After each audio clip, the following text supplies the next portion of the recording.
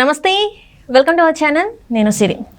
ఏపీలో ఉచిత బస్సులు అంటే మనకి ప్రభుత్వం వచ్చే ముందు అయితే కూటమి ప్రభుత్వం నుంచి మనం పథకాలు చూసాం. సూపర్ 6 పథకాలలో ఏపీలో మహిళలకు ఉచిత బస్సు సౌకర్యం కల్పిస్తామని చెప్పేసి అయితే ఉంది. సో దానికి ఏపీలో ఇప్పుడు ఉచిత బస్సుల గురించి అయితే కొన్ని కండిషన్స్ అప్లై అవుతాయని చెప్పేసి అయితే మరి వార్తలు వస్తున్నాయి. ఇందులో ఎంతవరకు వాస్తవం ఉందనేది మనకు తెలియజేయడానికి మనతో పాటు ఉన్నారు ప్రముఖ సీనియర్ జర్నలిస్ట్ జగదేవ్ గారు.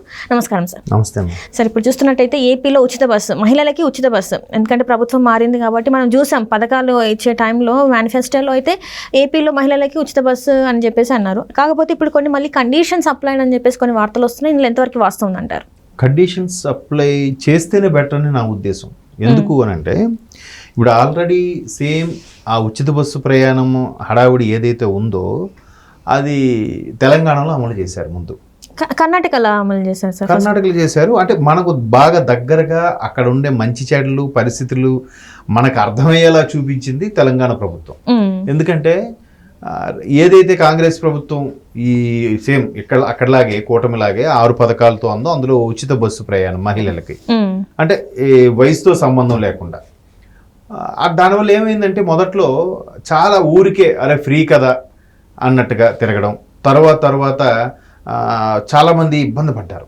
ఇంకా ఊరికే తిరుగు అంటే మనకు ఎలా ఉంటుందంటే కొత్తకు వింత అన్నట్టుగా ఉంటుంది. ఆ వింత ఫ్రీ అంటే కదా, ఊరికే వెళ్ళొద్దాం, ఊరికే తిరిగి వద్దాం, ఊరికే ఇక్కడ నుంచి బస్తీ వరకు పోయి వద్దాం. టీ తాగడానికి కూడా వెళ్ళిన సందర్భాలు ఉన్నాయి ఆడవాళ్ళు. లేదంటే సరదాగా సుల్తాన్ బజార్కి పోయొద్దాం, లేదా కుకటపల్లి మార్కెట్ పోయొద్దాం, ఇట్లా రకరకాలుగా వెళ్ళి వచ్చేవాళ్ళు ఉన్నప్పుడు దాంట్లో మొదట చాలా ట్రోల్స్ కూడా వచ్చాయి. ఆఖరికి ఒక బస్ డ్రైవర్ అయితే నేను ఇంకా బస్ తీయను అన్నట్టు కూడా ముందుకేసాడు అనమాట. ముందుకేసినప్పుడు మళ్ళీ తర్వాత ఆయనే రియలైజ్ అయ్యి ఏంటి పరిస్థితి, ఇవి మీరైనా అర్థం చేసుకోవాలి కదా అమ్మ, ఫుట్బోర్డ్ వద్దు, మీదకి రండి అంటే రావట్లేదు, బస్సు సరిపోవట్లేదు అని చాలా దానికి వెంటనే చాలామంది విమర్శలు కూడా చేశారు. ఇది పెట్టడం దారుణం, అన్ని బస్సులు పెట్టేశారు, ఓన్లీ సిటీ బస్సు వరకు పెడితే బాగుండేది, అంటే పల్లె వెలుగులు సిటీ బస్సు వరకు పెడితే బాగుండేది, ఎక్స్ప్రెస్ కూడా పెట్టడం వల్ల చాలా ఇబ్బంది అవుతుంది. దీనికి మళ్ళీ సరేలే అని కొంత మెలికి పెట్టి ఏదైతే తెలంగాణ ఓటరో వాళ్ళ వరకు ఓకే అనుకుని పెట్టారు.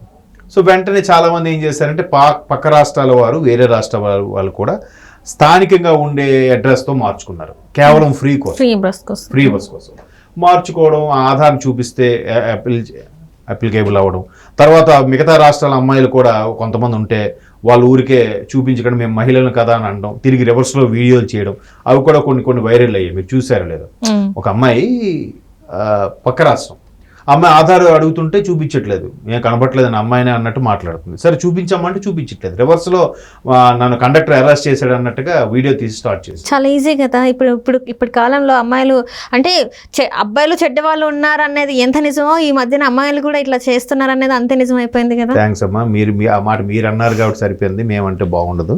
అంటే నేను అనేది ఎక్కడే ఎందులోనూ ఉన్నారు, ఎందులోనూ చెడ్డవాళ్ళు ఉన్నారు, అందులోనూ మంచి. అదే that's what I am saying. నేను అందరూ అనట్లేదు, సేమ్ ఇప్పుడు ఈక్వల్ దాంట్లో ఉన్నారు. కానీ సొసైటీ ఎలా ఉంటుందంటే అమ్మాయి ఏడ్చిందంటే మాత్రం అబ్బాయి తప్పున్నా లేకపోయినా ముందు వచ్చి అబ్బాయిని చిత్త కొట్టేస్తారు చుట్టుపక్కల వాళ్ళు. సరే అదే అబ్బాయి ఏడ్చాడంటే మాత్రం వేస్ట్ ఫీల్ ఏడుస్తున్నాడు అన్నట్టు మాట్లాడుకుంటారు. సో ఓకే, అది పక్కన పెట్టండి. సో అట్లాగా చాలా చూసిన తర్వాత రీసెంట్గా ఇంకో మాట విన్నాను ఏంటంటే హైదరాబాద్ మెట్రో కూడా కొంత లాస్లో నడుస్తుంది అన్నట్టుగా. ఎందుకంటే ఈవెన్ చెన్నై అలాగే కొన్ని మెట్రో నగరాలతో పోల్చితే హైదరాబాదు మెట్రో చాలా ప్రాఫిట్లో ఉండేది. చెన్నై మహా అయితే రోజుకి 20,000 30,000 మంది తిరుగుతారు మెట్రోలో. అదే హైదరాబాద్ తీసుకుంటే 1,00,000 పైన ఉన్నారు. ఎందుకు చెన్నైలో నేను తర్వాత మామూలుగా ఊరికే ఎంక్వైరీ చేసి ఫ్రెండ్స్తో మాట్లాడుకున్నప్పుడు, రిలేటివ్స్తో మాట్లాడాను, చెన్నైలో ఎంఎంటీఎస్ సర్వీస్ ఎక్కువ ఉంటాయట ప్రతి దానికి కూడా వాళ్ళు. ఎందుకంటే చెన్నై సెంట్రల్ ఇది కూడా ఉంది కదా, జోన్ కూడా ఉంది కాబట్టి వాళ్ళు తమిళనాడు డిఫరెంట్ లేదు, వాళ్ళు ప్రతిదీ వాళ్ళ ప్రాజెక్టు ముక్కు పిండి మరి వసూలు చేసుకుంటారు కేంద్రం నుంచి.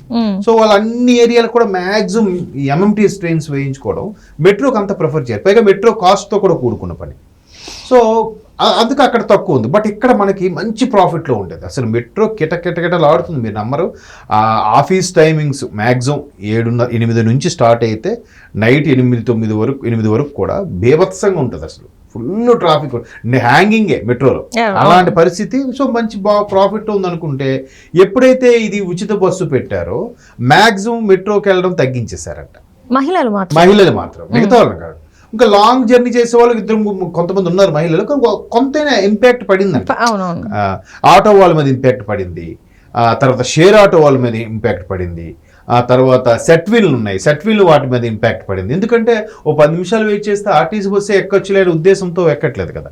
సో ఇట్లాగే పరిస్థితి అక్కడ కూడా ఏర్పడవచ్చు అని ముందుగానే కొన్ని రకాల కండిషన్స్ అప్లై చేసుకుంటే బాగుంటుంది. లేదా ఒక సర్టెన్ ఏజ్ గ్రూప్ పెట్టొచ్చు కదా. ఇప్పుడు చదువుకున్న పిల్లలు ఉద్యోగం వర్క్ చేసే వరకు ఓకే, ఈ ఏజ్ వరకు ఎలాగో ఇస్తారు ఆ సర్టెన్. లేదా ఒక ఏజ్ గ్రూప్ వచ్చిన వాళ్ళకి జాబ్ చేస్తున్న వాళ్ళకి ఫ్రీగా ఇస్తే ఏదైనా ఉపయోగపడుతుంది. పిల్లలకి ఎలాగా కన్స్ట్రక్షన్ ఉంది కదా, బస్ పాస్ పూర్తి ఫ్రీగా కాకపోయినా 1/3 పే చేస్తున్నారు. అంటే ఛార్జెస్ అవ్వాల్సిన దాంట్లో 1/3 పే చేస్తే పిల్లలకి బస్ పాస్ ఇస్తున్నారు ఇలాగ. సో సర్టెన్ ఏజ్ గ్రూప్ వాళ్ళకి పెడితే బాగుంటుందా, లేదంటే కేవలం పల్లె వెలుగు సిటీ బస్సులకు పెడితే బాగుంటుందా అనే దాని మీద కసరత్తు అయితే నడుస్తుంది. బట్ ఏదైతే సూపర్ 6 ఉన్నాయో అవన్నీ అప్పీల్ చేయకపోతే, మెల్లమెల్లగానే అప్లికేబుల్ చేయకపోతే మళ్ళీ ప్రభుత్వం మీద కొంత ఇంపాక్ట్ పడుతుంది. అఫ్ కోర్స్ ప్రతిపక్షం లేకపోయినా ఆత్మావలోకం చేసుకోవాలి కదా మనం ఎట్లా ఏంటని. సో అలాంటి దృష్టిలో పెట్టి కసరత్తు చేయాలని చూస్తున్నారు. గత ప్రభుత్వాన్ని మర్చిపోయే విధంగా ఈ ఖచ్చితంగా పరిపాలన బాగుండాలనే కసరత్తు అయితే అవుతుంది. మరి చూద్దాం, ఇంకా ఒక్కొక్కటిగా రేపు ప్రమాణ స్వీకారం అయ్యాక మనం మాట్లాడుకుంటే ఇంకా ఒక్కొక్కటిగా దేని మీద ఫస్ట్ సంతకం పెడతారు, సూపర్ 6లో వేటి మీద పెడుతున్నారు అని కూడా క్లారిటీ వస్తుంది. అంటే ఇప్పటివరకు చూసుకుంటుంటే అయితే పక్క రాష్ట్రాలు మనం చూసాం. కర్ణాటకలో ఏం జరిగింది, మహిళలు కొట్టుకోవడం, ఇక్కడ తెలంగాణలో కూడా మహిళలు కొట్టుకోవడం జరిగింది. సో అలా అలాంటి సంఘటనల్ని దృష్టిలో పెట్టుకొని ఇలాంటి నిర్ణయం తీసుకున్నారని అనుకోవచ్చా? మరి అంతే కదమ్మా కంపారిజన్. ఎందుకంటే ఒకటి ఆర్టీసీ అసలే నష్టాల్లో ఉందని ఇప్పుడు చెప్తుంటారు, ఆర్టీసీలో ఇప్పుడు కూడా ప్రాఫిట్స్ లో ఉందన్నట్టుగా మనం చూసిన దాఖలా చాలా తక్కువ. బట్ ఆర్టీసీ నష్టాల్లో ఉన్న దాన్ని కార్పొరేషన్ కాస్త గవర్నమెంట్ ఏదో చేసినట్టున్నారు.